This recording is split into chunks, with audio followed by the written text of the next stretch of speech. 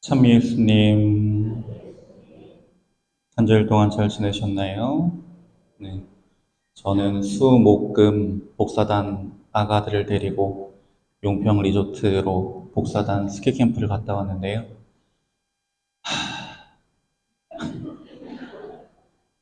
저는 안 탔거든요. 탈 수도 없고 애들 뒷바라지 하느라 정말 논밭에서 이틀, 사흘째를 하루 종일 멀뚱멀뚱 서가지고 쓰러지는 날 일으켜 세우고 미끄러져 오는 애 멈추고 계속해서 그거 하다 왔더니 아직도 몸 상태가 회복이 안 되는 것 같습니다. 확실히 한 살 한 살 먹는 걸 느끼는 요즘입니다. 오늘은 연중 제2주일이고 오늘 우리는 무엇을 찾느냐라는 예수님의 말씀을 중심으로 해서 우리 그리스도교 신앙이 어떤 식으로 시작돼서 어떤 식으로 발전되고 또 어떤 식으로 열매를 맺는가라고 하는 과정을 하나하나 보실 수 있게 될 겁니다. 우리는 경청이 얼마나 중요한지 잘 알고 있습니다. 남의 말을 귀 기울여 들어야 내가 함께 살아가는 사람들과 잘 어울려서 제대로 소통하면서 서로 보듬어주고 아껴주고 챙겨주고 도와주면서 인격적으로 성장해가고 완성할 수 있다라고 하는 건 누구나 다 잘 알고 있지요. 그런데 실제로 경청을 하는 사람은 그렇게 많지 않은 것 같아요. 확실히 예전보다 듣는 사람이 줄었습니다. 그리고 자기 얘기만 하는 사람은 되게 많아졌어요. 무슨 말을 해도 안 들어요. 그냥 자기 할 얘기만 해요. 그러다 보니까 점점 갈등은 심해지고 오해는 쌓이고 서로 싸우는 경우도 많고 특히 요즘 시대가 더 많이 그런 것 같습니다. 최근에 아침에도 그 문제로 살짝 얘기를 나눈 적이 있는데 노 무슨 존 그거 들어보신 적 있으세요? 노 키즈 존 이건 뭐예요? 애들 출입 금지 시끄러우니까 뛰어댕기니까 위험하니까 그리고 노 시니어 존이라고 해서 어르신들도 오지 마세요. 여기는 뭐 조작하기도 힘들고 그리고 너무 옛날 마인드로 오셔가지고 자리만 차지하시고 하셔서 아우 저 힘들어요 안 받을래요. 근데 저도 이제 굉장히 슬퍼졌습니다. 노 40대 존이라고 들어보셨어요? 전 이제 올해 나이가 원래 한국 나이로 45인데 이제는 캠핑장에 갈 수 없어요. 40대는 오지 말래요. 40대 남자 둘은 절대 더 안 된대요. 어떻게 내가 가족이 있어 누가 있어 갈 수가 없어요. 어떤 카페들은 노 40대 존을 또 붙여놨더라고요.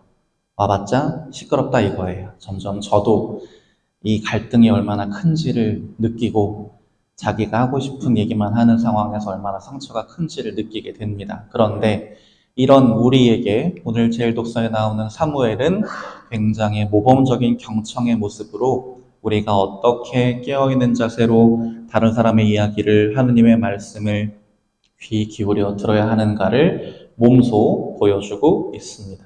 사무엘이 아직 하느님을 알기 전에 하느님의 말씀을 들은 적도 없고 그분의 존재를 제대로 느낀 적도 없었던 그 어렸던 시절에 하느님께서 사무엘아 하고 부르시죠. 사무엘은 당연히 자기를 보살펴주는 엘리 예언자가 자기를 부른 줄 알고 또닥닥 뛰어가서 저를 부르셨지요? 저 여기 있습니다 라고 아주 상큼하게 대답합니다. 그러자 엘리는 난 널 부른 적이 없는데 가서 자 라고 이야기하죠. 근데 이런 상황이 총 3번이나 반복돼요. 이런 상황을 한국말 사자성어로 뭐라 그러죠? 똥개훈련. 뭐야, 씨, 왜 불러놓고 안 불렀다 그러고, 씨. 보통 사람이라면 성질을 낼 법도 한데, 우리 사무엘은 짜증을 내지 않아요. 아, 왜 자꾸 불러대는 거야? 밤 시간에 짜증내지 않고. 불렀으면 뭐 말을 하지, 왜 말이 없어? 라고 불평불만을 들어놓지도 않아요. 그냥 가서, 저 부르셨지요? 저 여기 있습니다. 라고 설명하는 자세를 보여줍니다. 그랬기 때문에 하느님의 음성에 제대로 응답할 수 있었어요. 드디어 4번째로 사무엘아 사무엘아 부르시자 말씀하십시오. 당신 종이 듣고 있습니다. 라고 제대로 하느님 말씀을 들을 수 있었고 그때부터 사무엘은 하느님과 함께 살아가는 본격적인 신앙생활, 본격적인 예언자로서의 삶을 살아가기 시작합니다. 굉장히 중요한 부분이고, 그리고 제일 독서의 마지막 부분에 굉장히 인상적인 표현이 나오는데 뭐라고 나와 있냐면, 하느님께서 사무엘이 자라는 동안 주님께서 그와 함께 계시어 그가 한 말은 한마디도 땅에 떨어지지 않게 하셨다라는 어마무시한 구절이 나옵니다. 내가 하는 이야기를 한마디도 한쪽 귀로 듣고 한쪽 귀로 흘리시지 않는 거예요. 누가? 심지어 하느님이.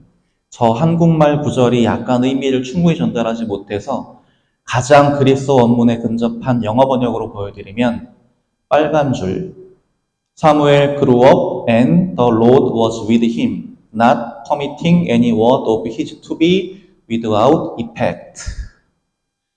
어렵다.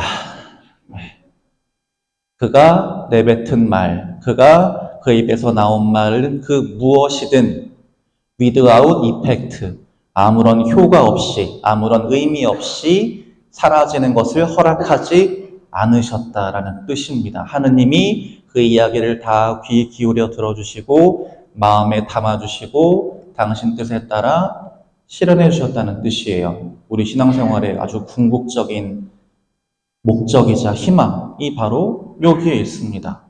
이렇게 사무엘은 하느님의 말씀을 듣고 응답하고 따르고 하는 과정을 통해서 조금씩 신앙에 성장하게 되고 하느님께 대한 믿음 깊어지고 그를 향한 하느님의 사랑도 깊어지는 모습을 보입니다. 우리가 꿈꾸는 신앙생활의 아주 모범적인 모습인 것이죠. 굉장히 좋을 것 같아요. 하느님이 내 옆에 이렇게 앉으셔가지고 자 얘기해봐, 귀 기울여 들어주시고 한마디 한마디 응답해 주시고 이루어 주신다면 너무 행복할 것 같아요. 아무튼 이게 오늘 제일 독서에 나오는 경청 그리고 순명 그 과정을 통해 이루어지는 믿음의 과정입니다. 제가 이야기를 왜 드리느냐? 오늘 복음도 사실은 그 과정을 똑같이 밟아갑니다. 이번엔 누구랑 누구의 대화일까요? 원래 세례자 요한의 제자였던 두 사람과 누구의 대화? 예수님의 대화를 통해서 경청과 순명을 통해서 이 두 제자의 믿음이 깊어지는 과정을 오늘 복음은 보여주고 있습니다. 세례자 요한이 자기의 애제자 두 명에게 이야기합니다. 예수님께서 지나가시는 것을 보면서 이렇게 알려줘요. 얘들아, 봐라. 하느님의 어린 양이시다. 라고 알려줍니다. 그런데 저 하느님의 어린 양이라고 하는 신학적인 개념은 굉장히 이해하기도 어렵고 복잡해서 이 두 제자는 솔직히 요한이 뭔 소리 하는지 몰랐어요. 그냥 어디서 많이 들어본 말인데 그렇게 대단한 사람이라는 뜻인가? 라는 생각을 가졌고 점점 더 예수님께 대한 궁금증이 커지면서 이 두 사람은 결단을 내립니다. 그 두 제자는 요한이 말하는 것을 듣고 저렇게 졸졸졸 예수님 뒤를 따라갔다라고 오늘 복음은 기록하고 있습니다. 이게 우리가 처음에 신앙생활을 시작하는 모습이죠. 어떤 식으로 신앙생활을 하시게 됐어요? 물론 여기 계신 분들 중에는 따로 뭘 찾아본다던가 해서 제 발로 찾아오신 분들도 있을 거고 모태신앙으로 엄마 뱃속에 있을 때부터 나는 이미 그리스도인이어서 유아세례부터 시작해서 쭉 오신 분도 계시겠지만 굉장히 많은 수의 신자분들은 누군가의 전교를 통해서 누군가의 소개를 통해서 오셨을 거예요. 하느님이 이런 분이시래. 하느님은 참 좋은 분이시래. 주님은 너무나 사랑과 자비가 가득한 분이시래. 라고 하는 내가 아는 지인 1, 2, 3의 이야기를 듣고 일단 한번 시작합니다. 오, 그래? 네가 그렇게 얘기할 정도면 나도 한번 가볼게. 라고 하고 결단을 내렸고 그렇게 내린 결단으로 성당으로 출발하신 그 발걸음이 계기가 되어서 신앙생활을 시작하시게 되었을 겁니다. 나보다 먼저 주님에 대해 알고 있던 누군가가 나에게 주님을 소개하면 나는 그 사람에 대한 신뢰를 바탕으로 아직 주님을 잘 모르지만 일단 그분을 따라보는 것, 그것이 바로 우리 신앙생활의 시작일 겁니다. 그리고 그렇게 그분의 뒤를 따르는 우리의 발걸음이 진지하고 무겁고 의미 있을수록 우리가 신앙생활 안에서 만나는 어떤 고통과 시련도 능히 이겨낼 수 있을 겁니다. 아무튼 그렇게 두 사람이 예수님의 뒤를 졸졸졸졸 따라가자 예수님께서 뭔가 뒤가 이상해요. 그래서 가던 길을 멈추시고 그들에게 돌아서셔서 물어보십니다. 무엇을 찾느냐라고 물어보셔요. 여러분이 만약에 등촌역에서 성경 공부하시는 두 조가 여러분 길을 졸졸졸졸 따라가면 뭐라고 하실 거예요? 왜 따라와요? 뭐예요? 할 거예요. 예수님은 무엇을 찾느냐라고 물어보셔요. 그들이 왜 당신 뒤를 따라오는지 아셨어요. 그리고 당신의 뒤를 따른다는 것이 어떤 의미인지를 그들이 깨달아야 함도 아셨어요. 무엇을 찾느냐라고 하는 질문을 조금 바꾸면 여기 앉아 계신 여러분들에게 해당되는 질문이기도 합니다. 여러분은 무엇을 얻기 위해서 신앙생활을 하십니까? 예경아, 무엇을 찾느냐?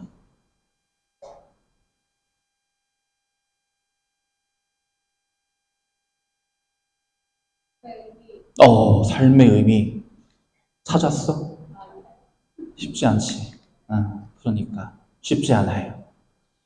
저렇게 오랫동안 고민하고 대답하면 그나마 다행이에요. 근데 대부분의 신자분들은 제가 여러분 왜 성당 다니세요? 라고 여쭤보면 나오는 대답은 특히 저 둘 중에 하나예요.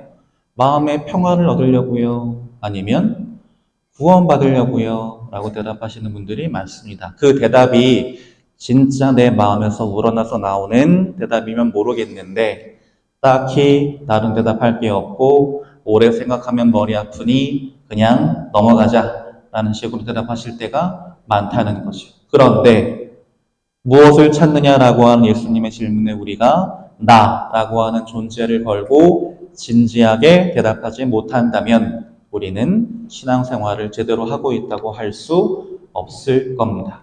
우리가 찾아야 할 답은 우물쭈물하면서 그냥 남들이 그렇다고 하니까 내놓는 맹목적인 답이 아니라 나의 개인적인 체험을 바탕으로 진심에서 우러나는 그 답을 우리는 찾아야 하고 예수님께 그 답을 드려야 하는 것이죠.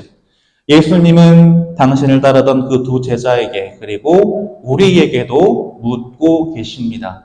본격적으로 나를 따르려는 너희가 마음으로 진정으로 갈망하며 추구하는 게 무엇이냐? 나를 통해서 너희는 무엇을 찾고 무엇을 구하고 무엇을 얻고 싶니? 라고 물어보십니다.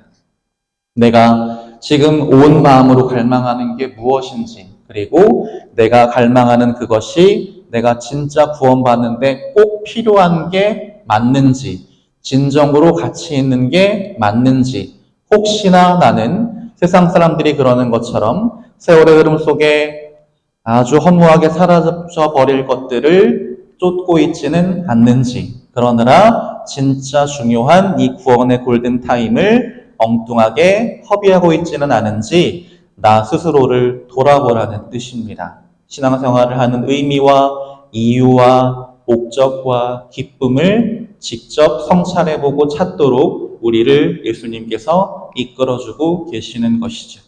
그러자 두 제자가 예수님께 조금 생뚱맞은 질문을 역으로 합니다. 보통 질문을 하면 답을 해야 하는데 질문에 질문으로 응답해요. 라삐, 스승님, 어디에 묵고 계십니까? 라고 물어보십니다. 니네 뭐 찾아? 라고 물어봤는데 갑자기 스마트폰으로 네이버 지도를 켜더니 집 주소 좀 찍어봐요. 그러는 거예요. 이 무슨 의미일까요? 이 사람들 왜 이럴까요? 뭐 하고 싶어서? 호구 조사하려고? 아니요. 집을 왜 물어볼까, 예경아? 그렇지. 같이 있고 싶어서, 함께하고 싶어서 물어본 거예요. 이들은 아직 답을 찾지 못했어요. 내가 무엇을 찾고 있는지, 무엇을 찾아야 하는지, 아직은 내가 답을 잘 모르겠는데, 그 답을 아직 덜 여문, 아직 덜 준비된 지금 즉시 내놓기보다는 일단 당신이랑 함께 있으면서 그 답이 뭔지 찾아보고 싶어요 라고 예수님께 진지하게 부탁을 드리고 있는 겁니다. 저 아직은 당신을 따르면서 진정으로 찾고 구하고 얻어야 할 그것이 뭔지 잘 안 보여요. 그런데 당신과 함께 지내면서 당신이 하시는 말씀을 듣고 당신의 행동을 보고 당신의 삶을 함께 하다 보면 그 답이 뭔지 찾을 수 있을 것도 같아요. 그러니 저 좀 주님 당신과 함께 지내게 해 주세요라고 예수님께 청하고 있는 겁니다. 이 청함을 통해서 이 사람들의 신앙은 조금씩 성숙되어 갈 겁니다. 세례자 요한이 저 사람이 하느님의 어린 양이셔 라고 알려준 거를 머리로 알던 신앙에서 이래서 사람들이 이분을 메시아라고 하는구나를 마음으로 느끼는, 가슴으로 느끼는 신앙으로 발전할 것이고, 그게 한 발 더 나아가면 발까지 뻗어나가서 자기의 믿음을 구체적인 삶과 행동으로 실천하는 단계로까지 나아갈 수 있을 겁니다. 그러기 위해서 적극적으로 물은 거예요. 주님, 저희 당신 함께 지내도 돼요? 당신과 함께 머물러도 돼요? 라고 이 사람들은 묻고 있는 것이죠. 그렇다면 여러분은 일주일에 한 번 주일묘사에 오시는데 주님과 함께 충분히 머무르고 계신가요?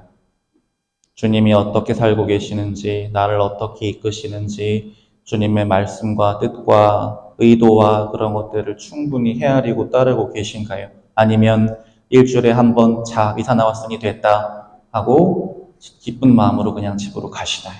한번 나 스스로를 돌아보게 되는 부분입니다. 그러자 예수님께서 기꺼이 그들의 청에 응답하십니다. 알았어. 와서 보아라. 라고 이야기합니다. 이게 이상한 게 초등부 아이들은 제 방에 뭔가 특별한 게 있을 거라고 생각하나 봐요. 그래서 자꾸 저 신부님 방에 가면 안 돼요? 라고 물어요. 야, 가봐야 별거 없어. 라고 매번 얘기해줘도 그래도 뭔가 가보고 싶어요. 그래서 저도 큰맘 먹고 오늘 청소 안 했는데 그래서 다음에는 꼭 내가 청소를 미리 해놓은 상태로 한번 데려가 봐야지. 그래서 정리정돈을 마치고 오늘 가보자 하면 얘들이 문을 열어주면 이렇게 빼꼼히 보고 안녕히 계세요 그러고 가요. 야, 그럴 거면 왜 보자고 그랬어?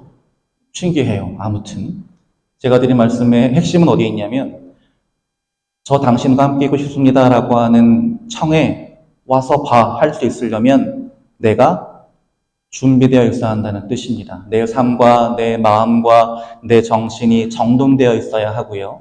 나 스스로가 나의 삶에 확신이 있어야 하고 나 스스로가 뒤가 구리거나 캥기거나 감출 게 없어야 당당하고 떳떳하게 자신 있게 와서 보고 느껴 라고 말할 수 있는 거죠. 예수님이 그러셨어요. 그래, 와서 한번 느껴봐 라고 두 사람을 초대하십니다. 초대하신 데에는 여러 가지 이유가 있어요. 사람들 사이에 도는 소문이나 추측은 실제 사실과는 많이 다르잖아, 그치? 그러니까 직접 봐야 해. 우리는 그걸 어려운 말로 백문이 불여일견이잖아 라고 이야기하죠.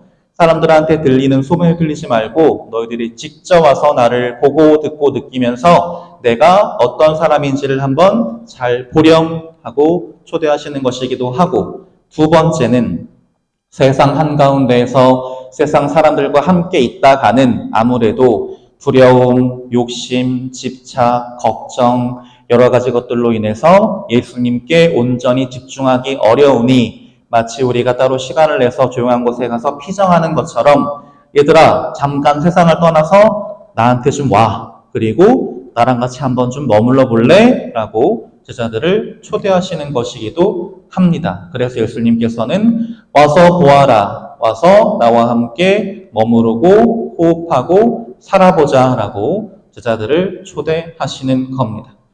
세상에 주는 편리함과 그리고 늘 내가 좀 익숙함 그런 것들에서 벗어나야 해요. 주님과 함께 머무르려면. 그리고 때로는 이익을 포기해야 할 때도 있고 기꺼이 희생을 감수해야 할 때도 있습니다. 하지만 우리가 그런 모든 어려움에도 불구하고 주님과 함께 머물러야겠다라고 한 그 결단을 의지를 가지고 실행하면 우리는 비로소 주님이 어떤 분이신지, 그분이 내 삶에 어떤 의미인지, 앞으로 나의 신앙생활은 어디를 바라보고 나아가야 하는지를 진정으로 깨닫게 되지요. 그래서 우리는 어서 보아라 라고 하는 예수님의 초대에 기쁘게 응답할 수 있어야만 하는 겁니다. 그리고 그 초대에 기쁘게 응답해서 예수님과 함께 지내본 두 제자는 드디어 머리에만 머물러 있던 신앙이 가슴으로 내려오는 체험을 하게 됩니다. 아, 이분이 진짜 우리 이스라엘 민족들이 수천 년 기다려온 그 메시아가 맞으시구나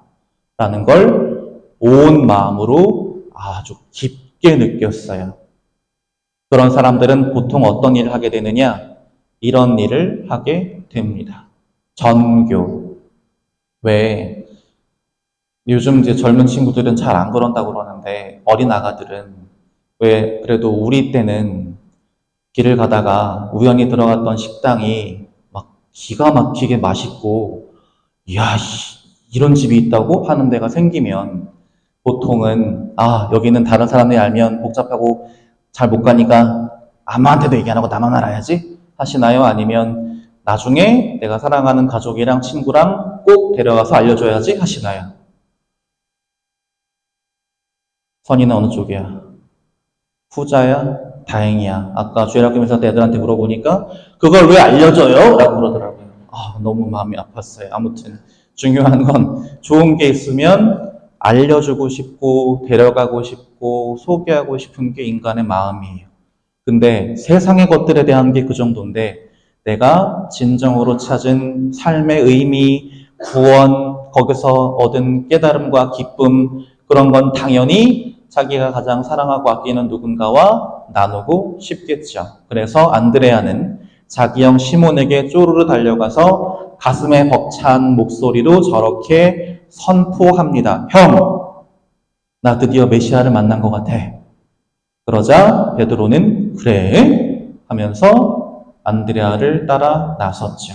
이게 바로 믿음 안에서 참된 깨달음을 얻은 우리에게 주어진 전교라고 하는 소명입니다. 그리고 그 안드레아가 자기 형 시몬을 예수님께 데려가자 예수님께서 이렇게 말씀하시죠.